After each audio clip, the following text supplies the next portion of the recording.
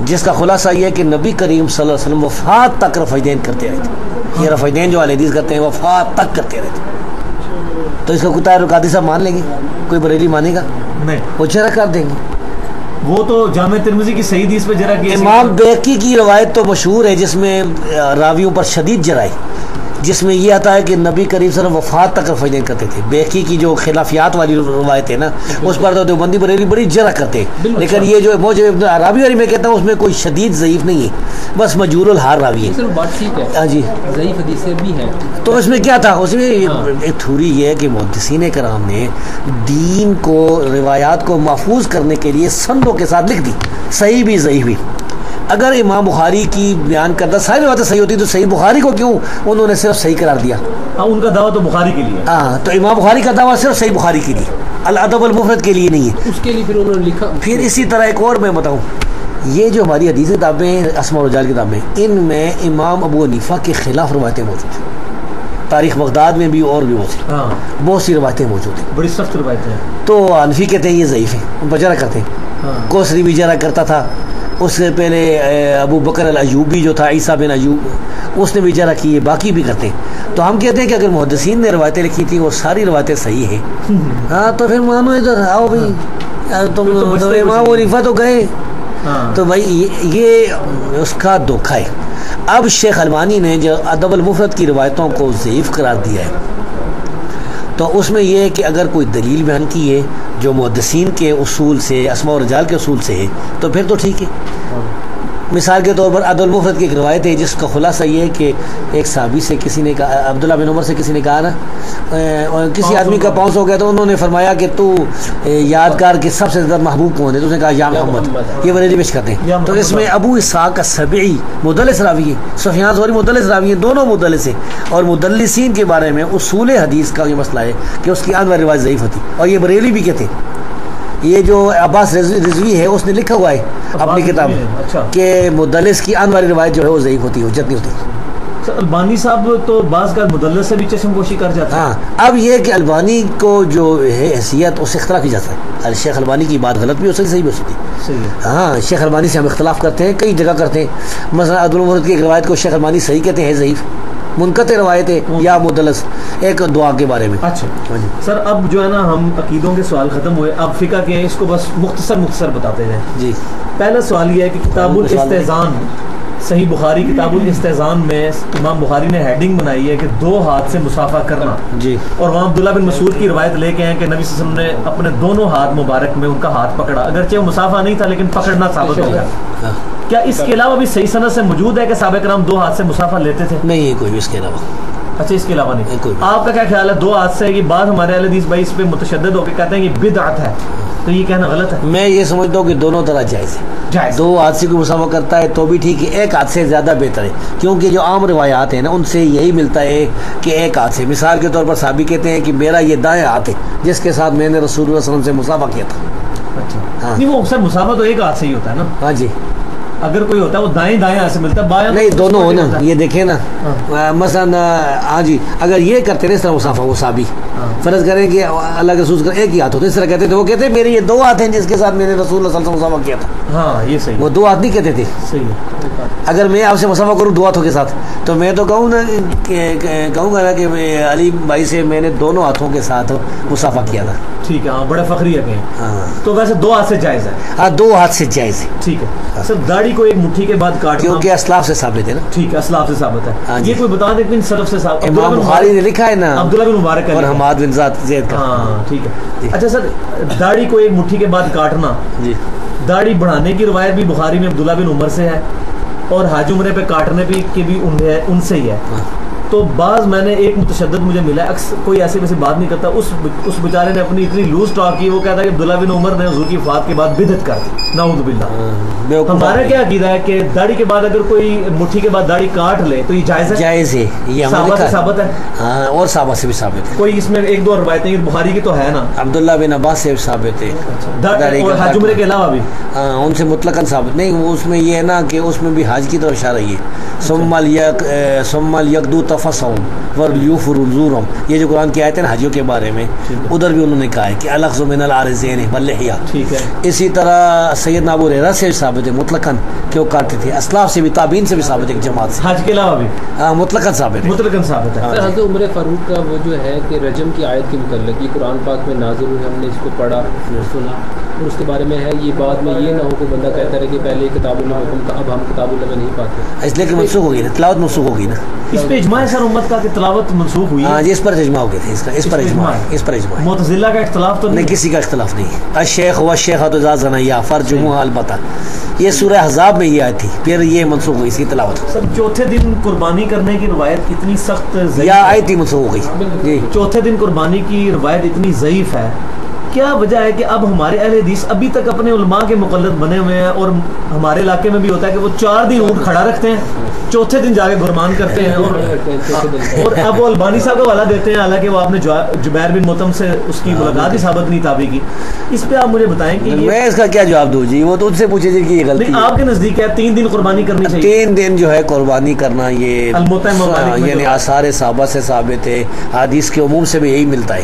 4 دن قربانی کرنا، چوتھے دن یہ نبی کریم صلی اللہ علیہ وسلم سے یا صحابہ سے ثابت نہیں. تابعین میں سے کچھ 1-2 تابعین سے ثابت ہے، جواز تک ہے، لیکن بہترین بات نہیں ہے. بہترین تو اول دن ہی ہے، اور 3 دن کی قربانی کرنی چاہیے. 3 دن میرا مضمون چھپا ہوا ہے سر. وہ اس میں جو آخری فکر مجھے بڑا پسند آیا کہ بخاری مسلم میں ہے کہ نبی صلی اللہ علیہ وسلم نے 3 دن سے زیادہ گوشت رکھنے سے منع فرمایا جی. وہ واضح اشارہ ہے جی ہاں 3 دن والا. اچھا سر، یہ ننگے سر بعد میں اجازت مل گئی، بعد میں جانوں سر، ننگے سر نماز پڑھنا، شیخ البانی کا میں نے فتویٰ پڑھا، وہ کہتے ہیں جو ہمیشہ ننگے سر نماز پڑھتا ہے وہ بدعتی ہے. اچھا یہ انہوں نے لکھا بدعتی ہے، یہ فتویٰ موجود ہے. یہ ایک چک بازار میں مسجد ہے سلفیوں کی، اس پہ لگا ہوا ہے فتویٰ. اچھا کہ ہمیشہ ننگے سر نماز پڑھنے والا بدعتی، اور علماء عرب بڑا اہتمام کرتے ہیں سر ڈھانپنے کا. اب ہم متبع سنت کہلاتے ہیں، لیکن میں نے دیکھا ہمارے بھائی کی وجہ، ان بھائیوں کی وجہ سے جو جان بوجھ کے ننگے سر نماز پڑھتے ہیں، ہماری تبلیغ میں بڑا مسئلہ آتا ہے. اس میں آپ کا کیا موقف ہے؟ ننگے سر نماز نہیں پڑھنی چاہیے. اگر کوئی عذر ہونا شرعی، ایک آدمی کے پاس ٹوپی ہے ہی نہیں، چادر ہے ہی نہیں، تو مرد کی نماز ننگے سر ہو تو جاتی ہے، لیکن بہتر افضل یہی ہے کہ ٹوپی ہو، امامہ ہو.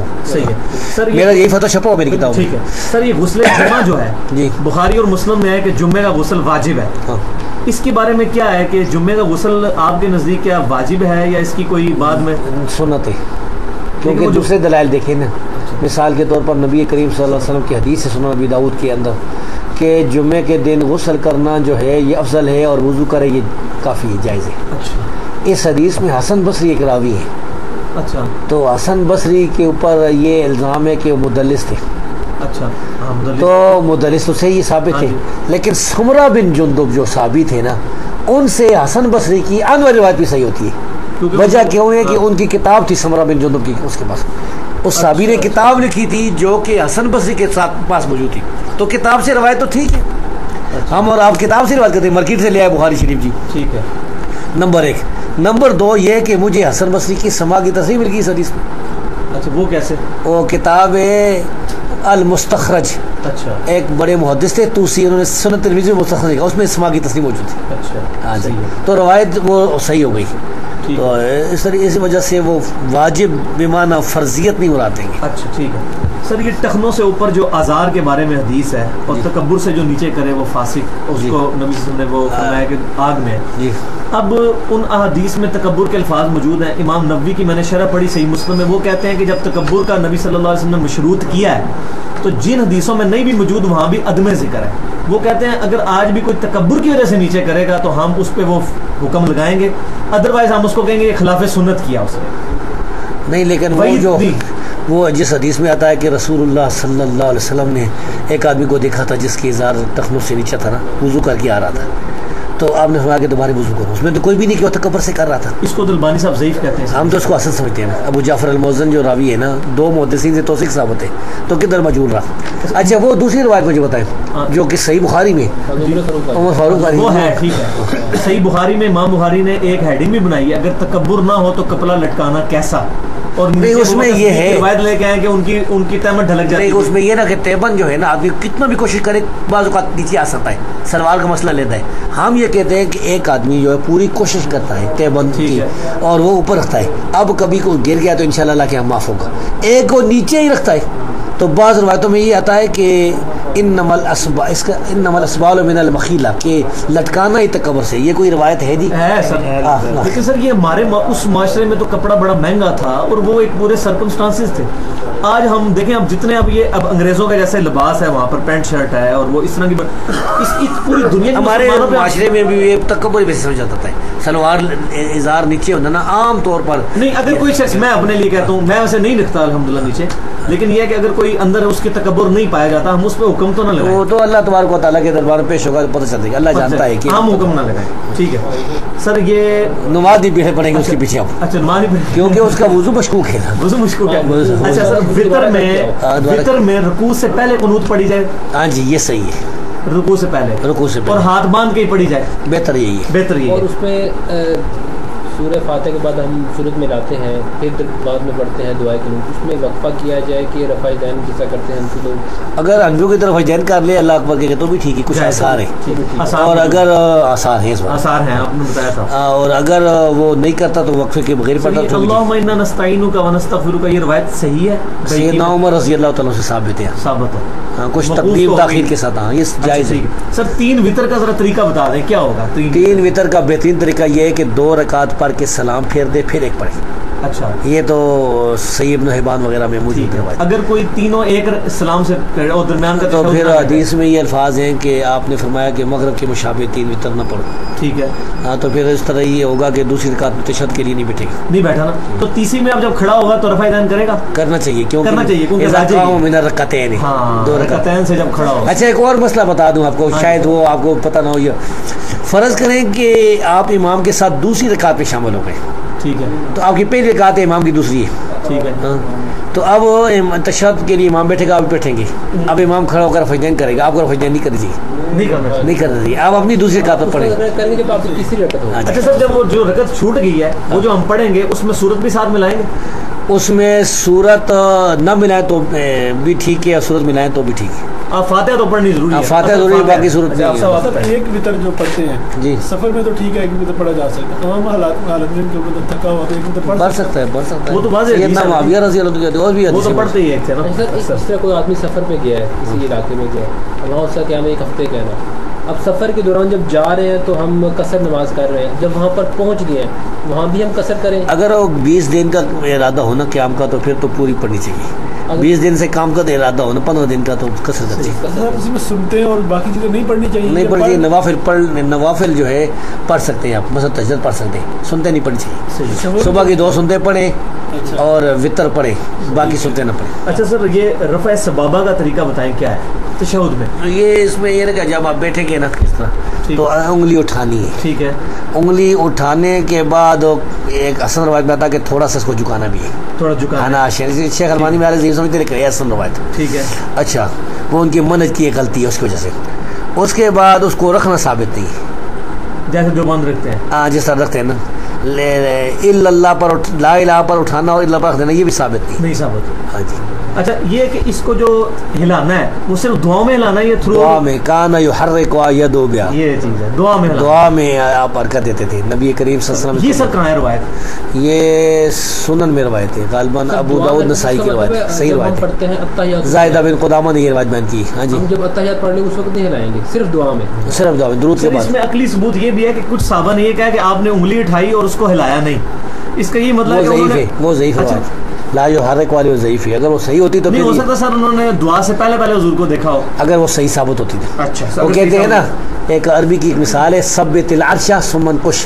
ٹھیک ہے. پہلے جو یہ تخت ہے نا اس کو روک لو نا، یہ ہل رہا ہے، پھر اس پر نقش نگاری کرو. ٹھیک ہے. سر بغیر وضو کے قرآن پڑھنا جی، قرآن کو تلاوت نہیں، صرف علم کے طور پر میں جس طرح مطلب ہماری تو اٹھنا اوڑھنا بچھونا قرآن ہے. اگر